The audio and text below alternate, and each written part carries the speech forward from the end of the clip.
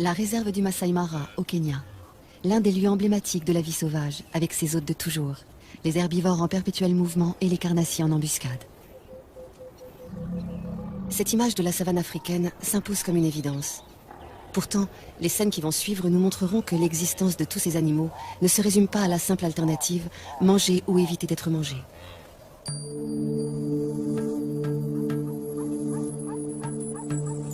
Le jour se lève sur le Masai Mara, une savane arbustive qui s'étend sur 1500 km², près de la frontière de la Tanzanie.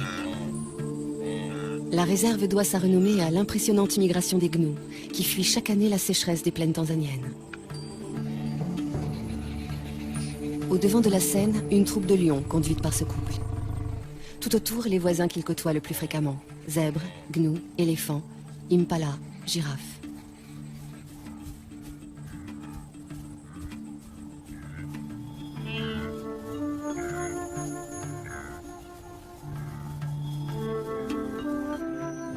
Les amours de ces deux lions constituent à eux seuls une pièce en plusieurs actes. Le mâle a tout pour lui. Une magnifique crinière, un port altier, des yeux de velours dont il dévore sa partenaire.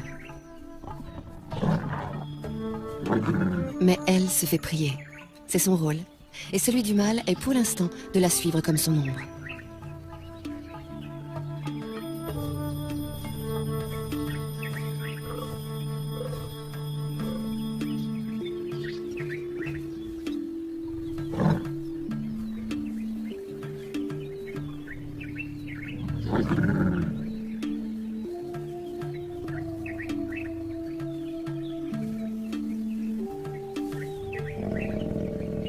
Les chaleurs de la lionne durent 4 à 6 jours, avec au moins 24 heures de prémices. Approche prudente, présence assidue mais discrète. D'ici à ce qu'elle consente, le mâle devra faire preuve d'une patience héroïque.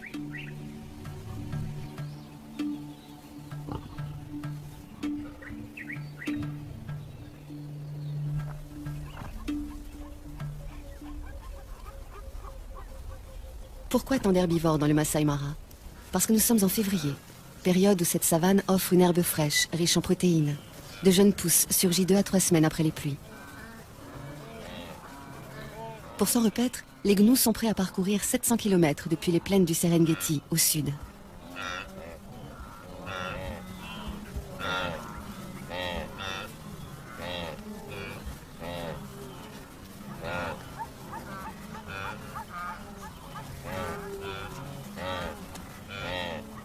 Les zèbres font le voyage eux aussi, en bonne compagnie avec les gnous.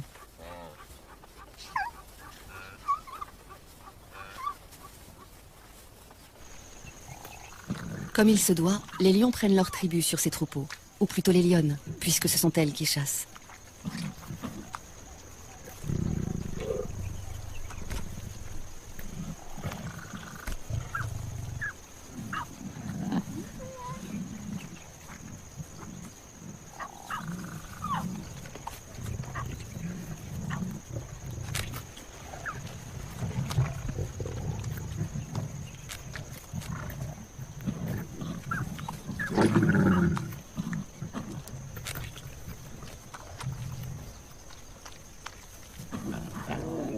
Entre les lionnes, il n'y a pas de préséance.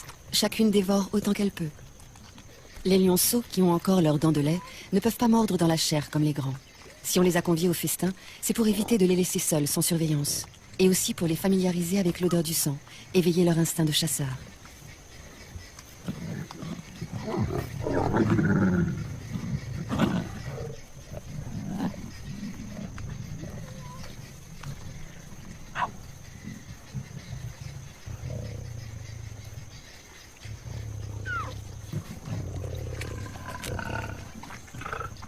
Celle-ci est la plus experte de la troupe. C'est elle qui dirige les opérations lors des chasses collectives. Une fois rassasiée, elle surveille les alentours. Une aussi belle prise pourrait attirer une troupe rivale. Et alors, gare aux petits.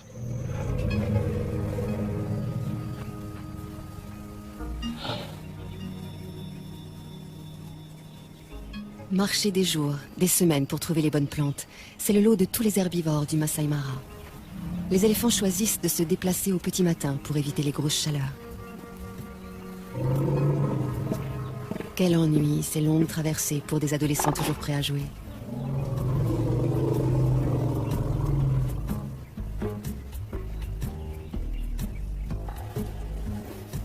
C'est la matriarche, une éléphante âgée et expérimentée qui prend systématiquement la tête du cortège.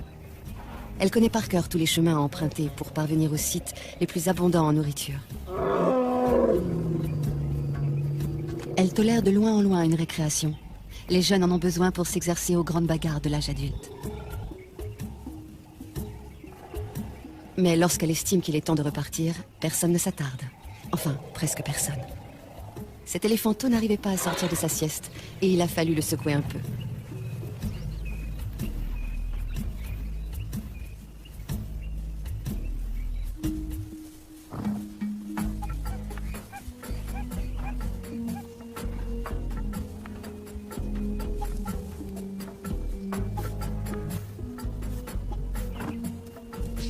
Un étalon pour plusieurs juments qui lui restent fidèles toute leur vie.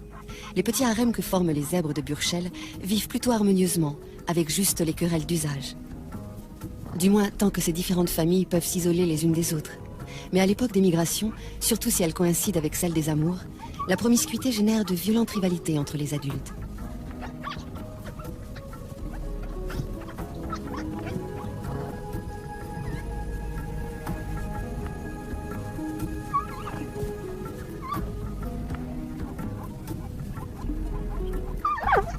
Les poulains s'entraînent le plus tôt possible à ces joutes équestres, pour pouvoir défier un jour le chef d'un harem et échapper, le cas échéant, aux griffes ennemies. Une ruade bien placée peut tuer une lionne.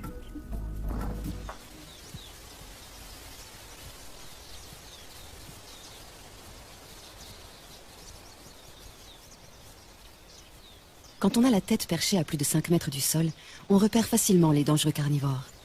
C'est l'un des avantages de cette morphologie insolite. L'autre étant de pouvoir atteindre les sommets des arbres inaccessibles aux herbivores lambda.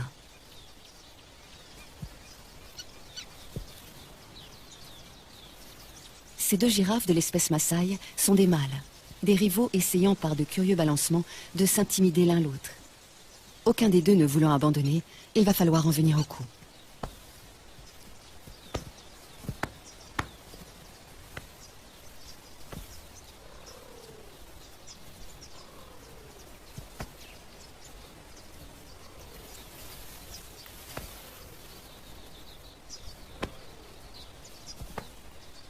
Dire qu'avec ces mêmes gestes, en plus lents et plus doux, un couple de girafes peut se faire la cour.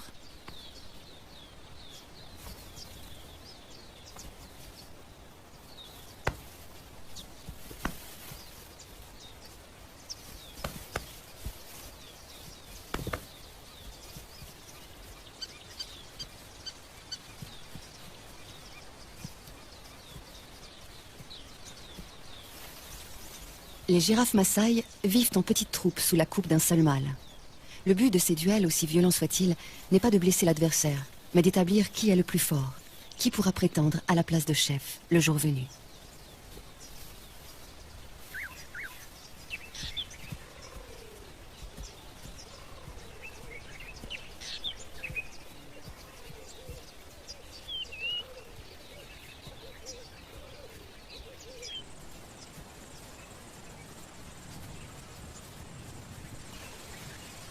À longueur de journée, les troupes qui comptent parfois jusqu'à 30 ou 40 femelles et jeunes se déplacent pour chercher de la nourriture. Leur plante préférée, l'acacia, qui à lui seul leur apporte toutes les vitamines voulues.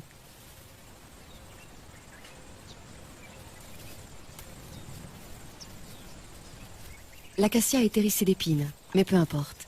Les girafes ont la bouche totalement insensible et la langue assez souple pour détacher les feuilles sans s'égratigner.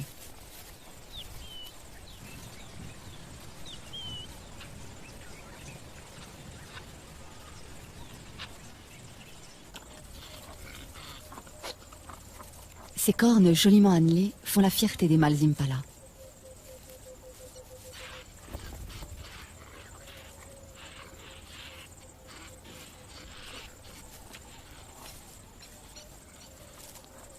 Elles peuvent mesurer jusqu'à 80 cm et ont un pouvoir de séduction qui ne laisse aucune femelle indifférente. Pourquoi? Parce que la taille de cet attribut révèle la valeur de celui qui le porte, et que ces dames veulent avoir affaire au meilleur géniteur.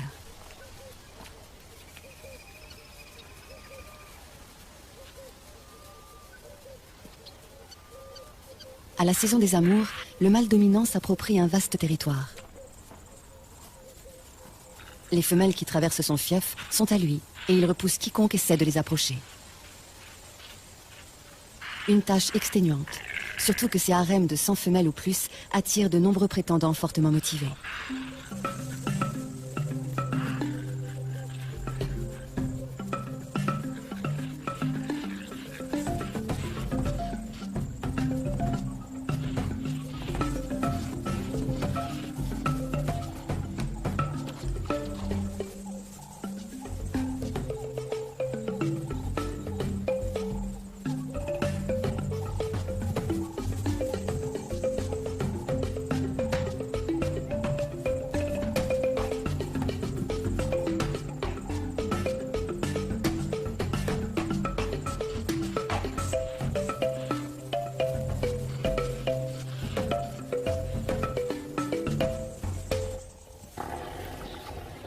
Le soleil est de plus en plus chaud.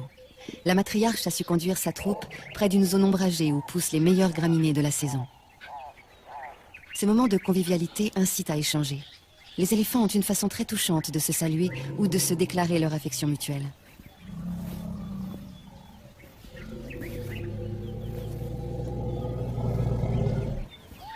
Quel extraordinaire outil que cette trompe. Plus de 100 000 muscles, une fonction préhensile, une souplesse très commode. Et suffisamment sensible en plus de cela pour exprimer des sentiments.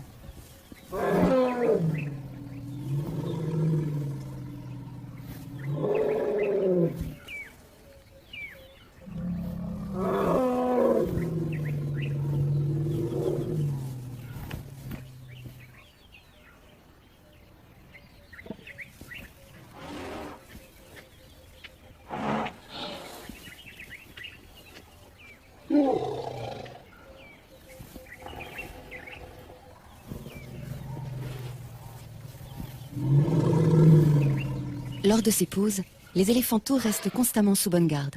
Ceux qui ne sont pas encore en âge de brouter en profitent pour s'offrir une petite tétée. Ils y ont droit jusqu'à 3 ou 4 ans. L'autonomie commence bien plus tôt pour les petits impalas. Ils ne sont allaités que pendant 5 mois, après quoi ils doivent brouter comme les adultes et surtout être capables de suivre le mouvement du troupeau. Par contre, pour avoir un territoire à eux, les jeunes patienteront jusqu'à l'âge de 4 ans. Ce temps d'attente se passe au sein de la harde.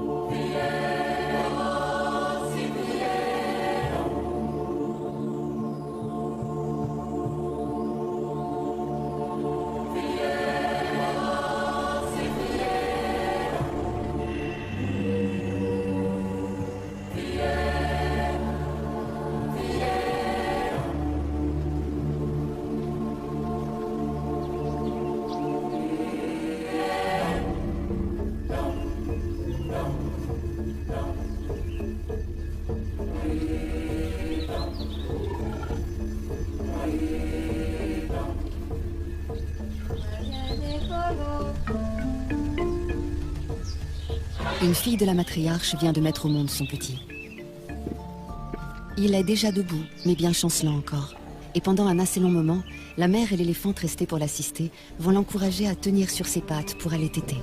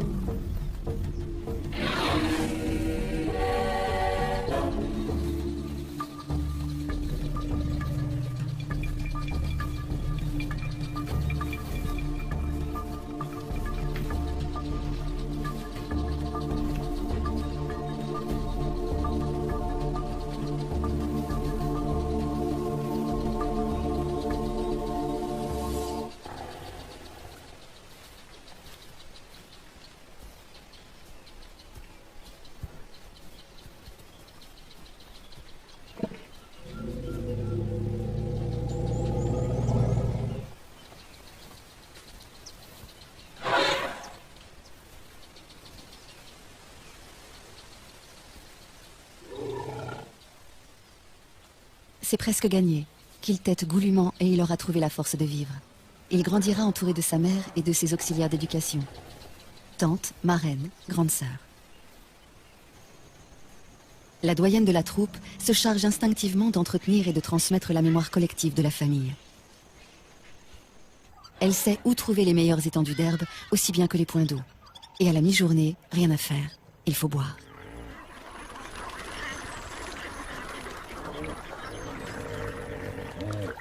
Ce ne sont pas 3 hippopotames somnolents qui vont les empêcher de se désaltérer.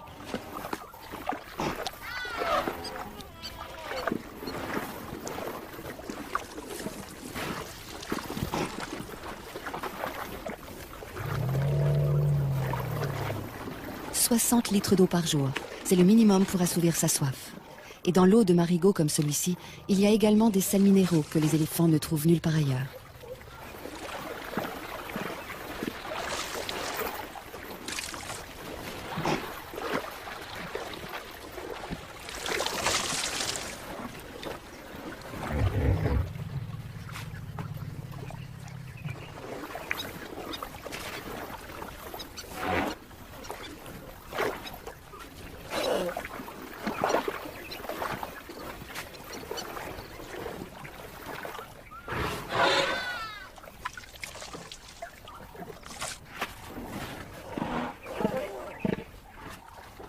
Les mares sont non seulement des abreuvoirs, mais aussi des points fixes où les mâles solitaires peuvent reprendre contact avec la troupe pour éventuellement s'accoupler avec des femelles.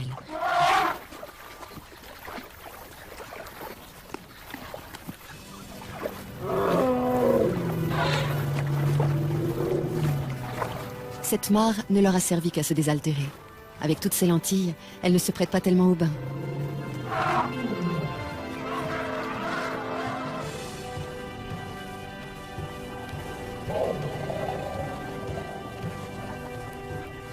Le bain est indispensable pour éliminer les poux qui s'incrustent dans les replis de la peau.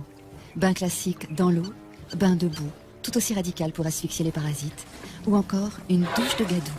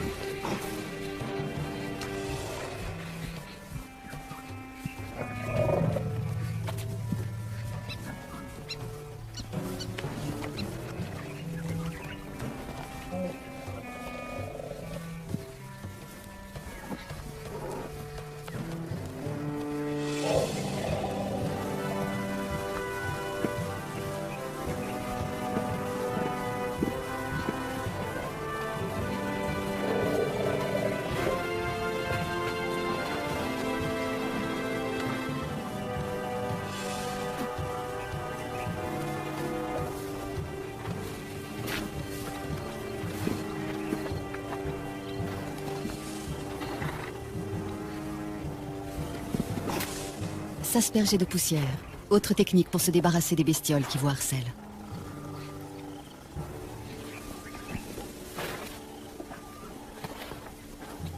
Pour les soins d'hygiène, les buffles s'en remettent à un nettoyeur professionnel, le pique-bœuf, ravi de trouver de la nourriture à si bon compte.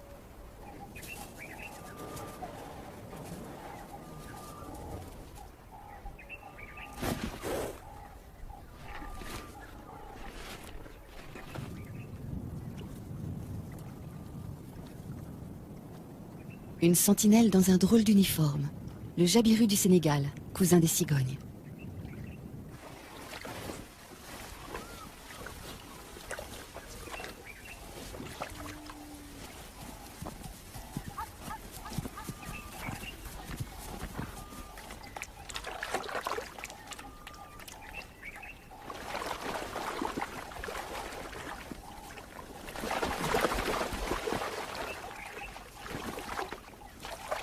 Trouver de quoi boire est une obsession quotidienne pour toutes les espèces de la savane. Chez les zèbres, un étalon est plus sûr de séduire des femelles s'il choisit un territoire près d'un point d'eau. Seulement, du fait même qu'il attire tant d'animaux, un point d'eau est à la fois source de vie et menace de mort. Car souvent les prédateurs sont embusqués non loin.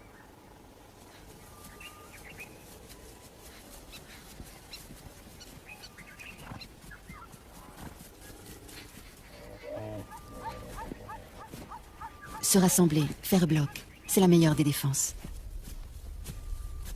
Surtout ne jamais s'isoler du troupeau. Les chasseurs n'attendent que cela.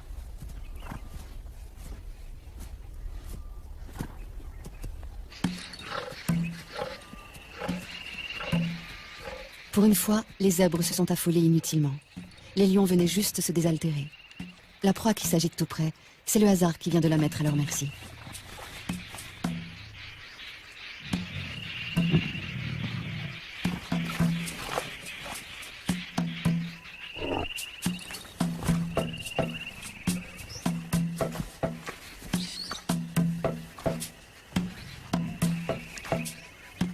Le jeune mâle aussi a du mal à se dépêtrer de la vase, mais hélas, moins que le zèbre lourdement handicapé par son poids.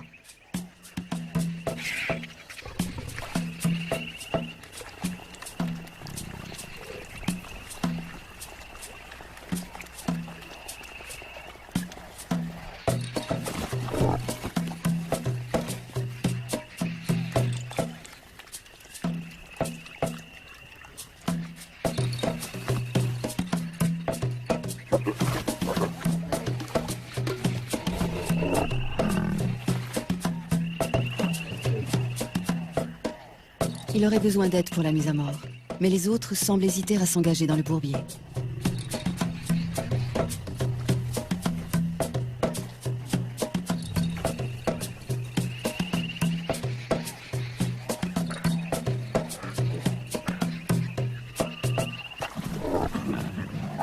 Certains préfèrent chahuter pour l'instant. Il ne leur reste plus beaucoup de temps pour ces jeux insouciants. À 3 ans, ils seront expulsés de la troupe, priés de se débrouiller seuls et de trouver ailleurs un groupe de femelles à séduire.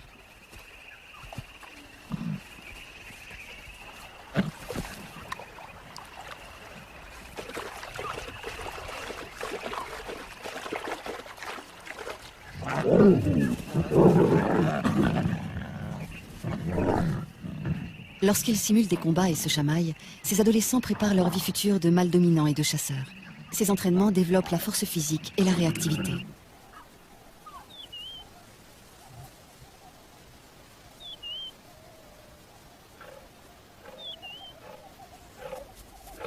Quand la troupe est occupée ailleurs, une lionne se charge de garder les lionceaux. C'est une des règles de leur système communautaire, ne jamais laisser un petit seul.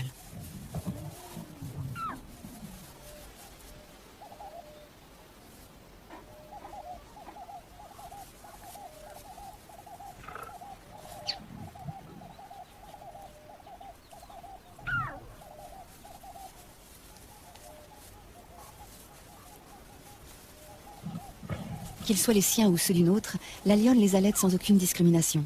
Chaque femelle de la tribu est à la fois mère, nourrice et marraine. Pourquoi faut-il éviter à tout prix de laisser les lionceaux livrés à eux-mêmes? Par crainte des hyènes, qui peuvent rôder dans la savane, mais aussi à cause des lions eux-mêmes.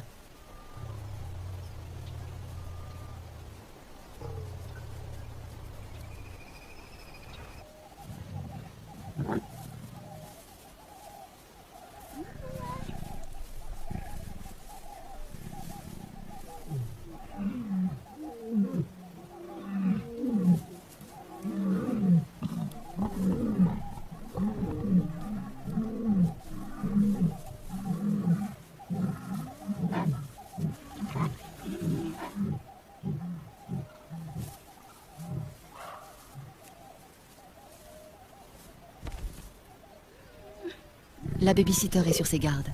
Elle sait bien que les jeunes mâles célibataires qui errent en quête d'une troupe à conquérir sont parfois affamés, hargneux, donc dangereux.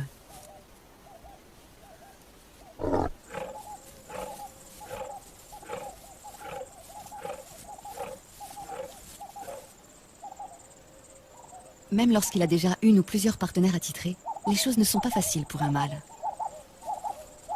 Le nôtre en est toujours aux manœuvres d'approche. Toutefois, il a bien avancé et peut espérer arriver à ses fins d'un moment à l'autre.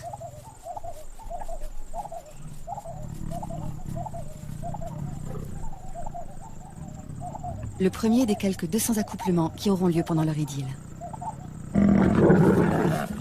Désormais, il y en aura un tous les quarts d'heure environ.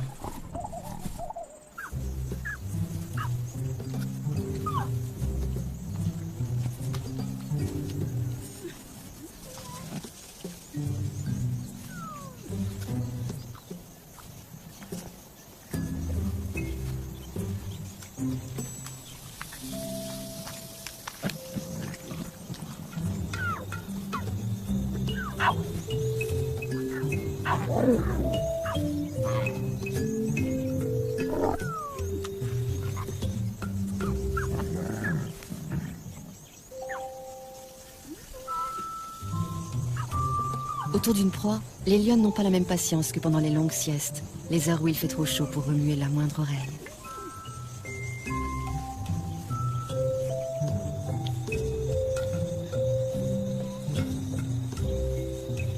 Encore que pour les lionceaux, les siestes se transforment immanquablement en bagarres sans fin. À cet âge déjà, jouer n'est pas seulement s'amuser. Avec les galipettes, les culbutes, les courses-poursuites, les lionceaux apprennent à ajuster leur comportement, à contrôler leurs gestes. C'est ainsi qu'ils établissent leur rapport hiérarchique et leur code.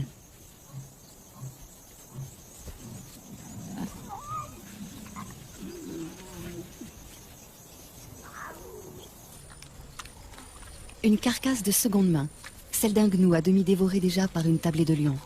Les éboueurs de la savane ont pris leur place. Une fois abandonnée, une charogne est à tout le monde. Les chacals n'ont pas plus de droits sur elle que n'en ont les marabouts. Harcelés par les marabouts, les chacals ont préféré s'en aller, mais non sans emporter un magnifique trophée, la queue du gnou.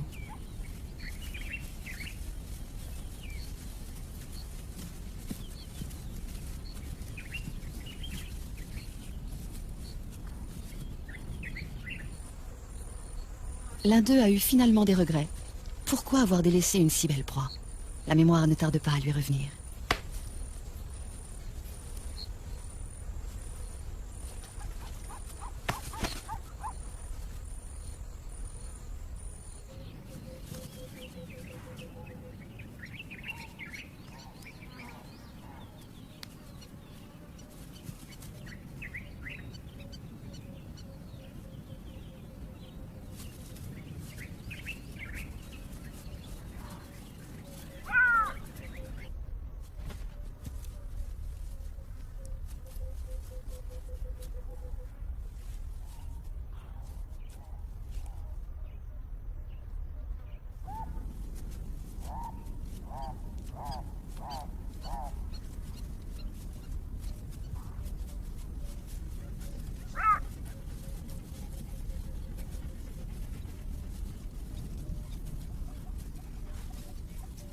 C'est bien beau de jouer, mais ça ne remplit pas l'estomac.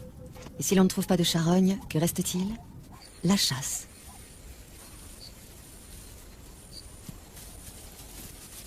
Les topis, comme les gnous, savent utiliser cornes et sabots quand il s'agit de défendre leurs petits.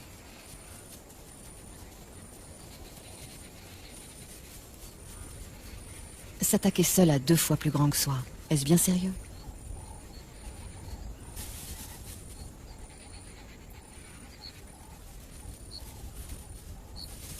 Il faudrait, c'est évident, s'y mettre à plusieurs, mais où sont les renforts?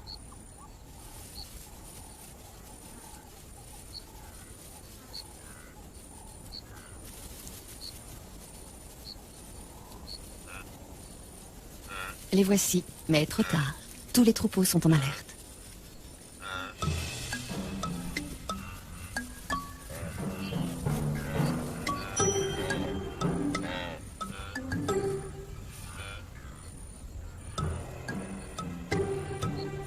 Des gnous, on connaît surtout les immenses cortèges marchant vers leur terre promise.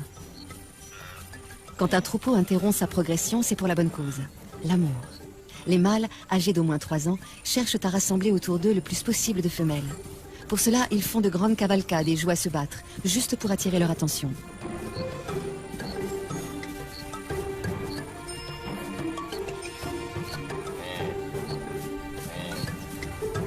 La frénésie et la nervosité des gnous les poussent parfois à des comportements étranges, comme dans la scène qui va suivre. Un bébé de quelques heures à peine, rudoyé par plusieurs adultes.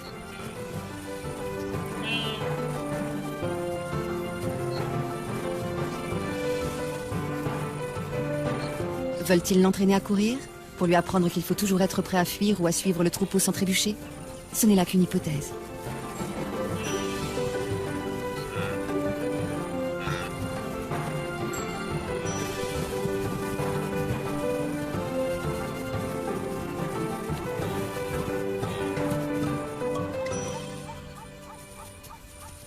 D'instinct, le petit gnou suit sa mère comme son ombre.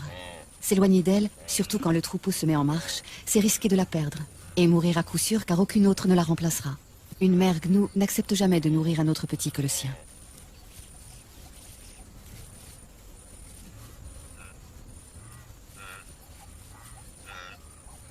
Parce qu'elle doit se lancer sans délai dans cette vie itinérante, le bébé gnou est le plus précoce de tous les herbivores.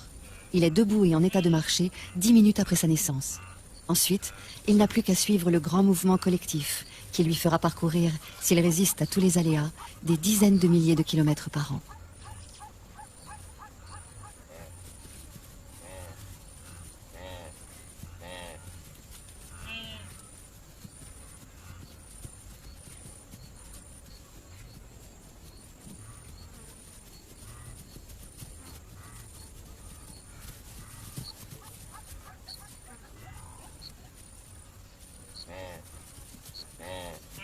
Tous ceux qui parcourent ces plaines herbeuses, que ce soit les gnous en troupeaux denses ou les taupies et les zèbres beaucoup moins nombreux, tous, excepté les éléphants, ont à craindre évidemment les grands carnivores. Notre tribu vient régulièrement puiser dans ce réservoir de proies, visant toujours les plus vulnérables, les bébés, les vieux, les infirmes. Sans doute les lionnes ont-elles fait bonne chère il y a peu, car la chasse n'est pas à l'ordre du jour. L'humeur est plutôt câline et espiègle.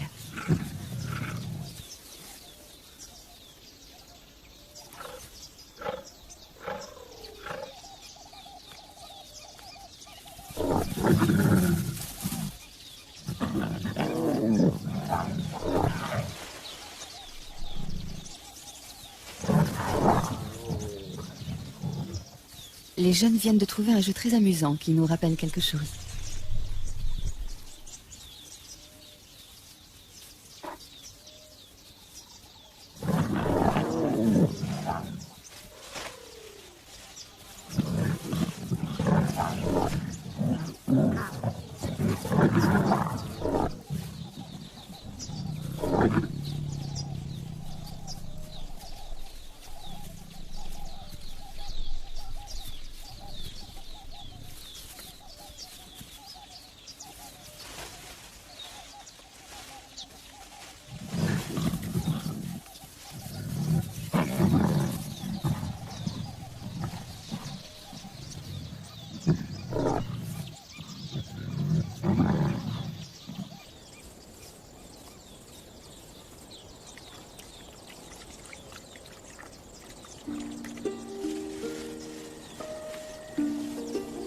Troisième acte dans le parcours amoureux de nos deux héros. Roméo vient réclamer ou proposer une énième copulation.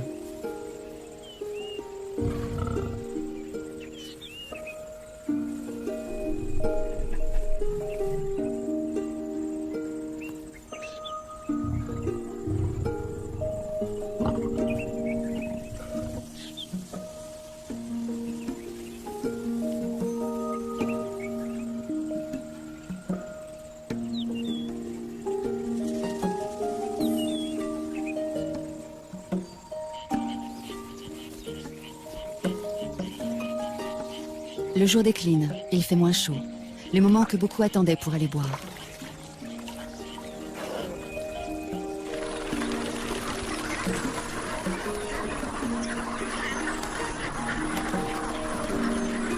Autour de la mare des lions, tout semble palpiter au ralenti, comme si la fatigue de la journée se faisait sentir chez toutes les espèces. De ce côté, c'est même le repos complet. Certains, on les comprend, ont cédé à l'épuisement.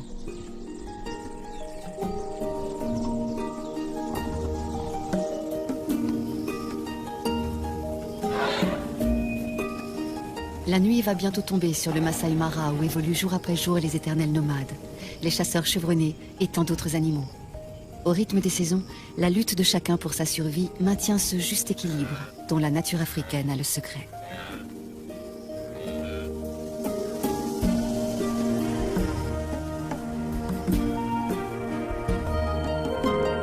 Demain, nous gambaderons dans la nature australienne à la rencontre d'un animal bondissant, le kangourou.